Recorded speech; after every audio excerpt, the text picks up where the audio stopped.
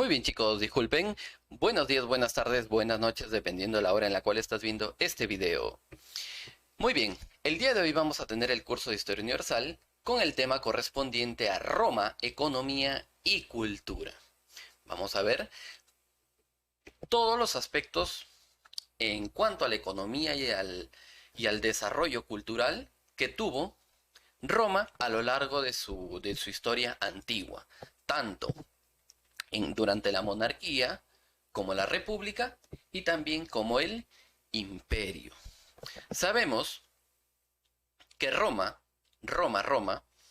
fue uno de los imperios más grandes pues, de Europa, que incluso llegó a gobernar todas las costas del mar Mediterráneo ya durante la etapa imperial. Pero hay muchos detalles en cuanto a la economía y la cultura también que tenemos que tener en cuenta. Por ejemplo, vamos a ver, en cuanto a su economía, ¿a qué se dedicaron? ¿A qué se dedicaron los romanos a lo largo de su historia? Principalmente al comercio, ya que estaban en una zona estratégica, que era la cuenca del mar Mediterráneo.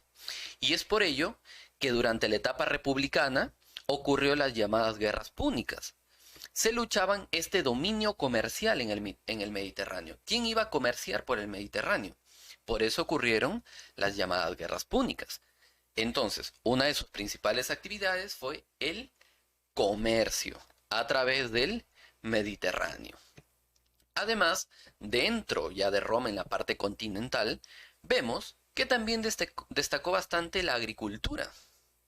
Incluso los productos que más se comerciaron, que más se cultivaron, se cosecharon y también se comerciaron, fueron la vid y el olivo, la uva y la aceituna, que ellos pues la llaman la vid y el olivo. En cuanto a su arquitectura, se caracterizaron por ser construcciones monumentales con influencia etrusca en cuanto a sus arcos y bóvedas, y también tuvieron influencia griega en el uso de las columnas. También utilizaron materiales como ladrillo, el arco, la cúpula media, la cúpula completa, etc.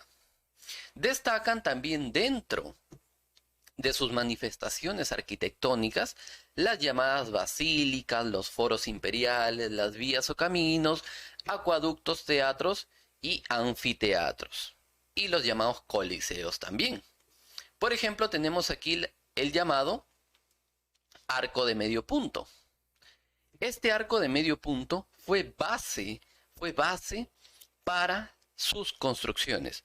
Quiero que notes bien este arco. Lo vamos a ver en todas las formas arquitectónicas o en la mayor parte de formas arquitectónicas de Roma.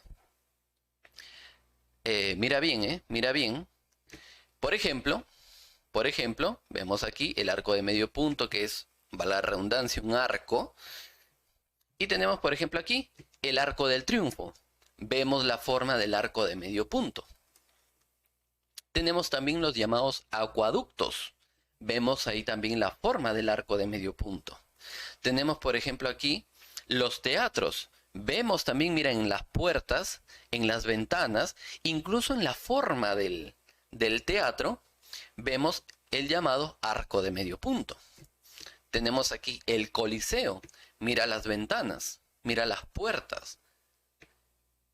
Todo, en todas sus muestras arquitectónicas, se ve el llamado arco de medio punto. Esto es el llamado el circo romano, donde corrían los caballos, en la arena donde corrían los caballos, es el circo romano. Entonces, mira las puertas, todo. Entonces, chicos, el arco de medio punto fue la principal característica de la arquitectura romana, ya que lo vemos en la mayor parte de sus muestras. Cabe destacar también que no solamente destacaron en la parte de economía y arquitectura, sino también en diferentes aspectos como la poesía, la historia, la oratoria, la filosofía. En poesía, Virgilio, Horacio, Ovidio, Petronio. En historia, Polibio, Julio César, Salustio, Tito Livio, el mejor historiador de Roma, Plutarco, Tácito, el mejor orador de Roma, Cicerón. En filosofía, Seneca con el epicureísmo, el Zenón con el estoicismo, Marco Aurelio, que también había sido emperador de Roma y fue conocido como el emperador filósofo. Entonces, hay muchas muestras en cuanto a la poesía, en cuanto a las muestras culturales de Roma. Dentro de lo que más destaca Roma, fue en su máximo aporte, el cual es el derecho romano. El derecho romano fue el máximo aporte, valga la redundancia, de los romanos, el derecho, ya que es una expresión con la cual se denomina el ordenamiento jurídico de los ciudadanos. Se da el ordenamiento de leyes para los ciudadanos. Con esto, el derecho romano se llegó tras la llamada lucha de los plebeyos, en la cual el resultado de esta huelga, de esta lucha de los plebeyos, que ya lo habíamos comentado anteriormente, por eso lo hablo así súper rápido, la primera huelga de la historia, rebelión del Monte Sacro, que al final dio como resultado la llamada ley de las 12 tablas, ¿no? Donde está la ley Licinia, donde está la ley Canuleia, Olgunia, Claudia y varias más. Esto del derecho romano, incluso hasta el día de hoy, se maneja. Incluso hasta el día de hoy, en las facultades de Derecho, se habla sobre la romanística, que es el estudio pues del derecho romano y que también en algunos casos es aplicado en la carrera de Derecho, en la carrera profesional de Derecho. En cuanto a la religión, cabe destacar que fue politeísta, es decir, que fue basada en la religión. Disculpa, que politeísta quiere decir que hay varios dioses. Y estos varios dioses fueron basados en la religión griega. Es como si fuera un copia y pega de los griegos. La única diferencia es que le cambiaron de nombre. Por ejemplo, Zeus ya no se llama Zeus, sino se llama Júpiter. Hades, hermano de Zeus, ya no se llama Hades, se llama Plutón. Poseidón es Neptuno. Hera, Juno. Entonces, vemos aquí que es prácticamente lo mismo, solamente con diferente nombre. ¿Sí? Más adelante, la religión tradicional que se vivió en Roma cambió. ¿Con la llegada de quién? Con la llegada de un hombre. Este hombre fue Jesús de Nazaret. Con Jesús de Nazaret se expandió el culto monoteísta, basado en la creencia de Dios como único todopoderoso de los territorios romanos. Es por ello que fue condenado a la crucifixión. Jesús nació dentro del Imperio Romano, en Jerusalén. Nació dentro del Imperio Romano, por ende Jesús es romano.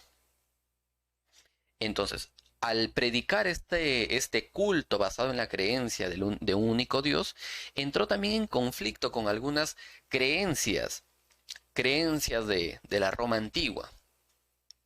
Es por ello que fue crucificado. Pero más adelante, luego de la crucifixión de Jesús, se dio, por ejemplo, persecuciones violentas hacia los cristianos, por ejemplo, con Diocleciano. Persecuciones violentas. Esto provocó reuniones clandestinas de los cristianos. Pero más adelante ya, como lo vimos la clase pasada, el emperador Constantino emitió el llamado Edicto de Milán, que provocó la tolerancia religiosa. Y el emperador Teodosio también más adelante emitió el llamado Edicto de Tesalónica, el cual oficializó la religión cristiana dentro del Imperio Romano. Ok, chicos, entonces hemos visto muchos aspectos. Te recomiendo que le des una nueva vista al video para que puedas comprender, ¿sí? Desde aquí te mando un fuerte abrazo y nos vemos en la tardecita para responder todas las preguntas. Desde aquí, chicos, cuídense mucho. Chau, chau, chau, chau. Eso es todo, amigos.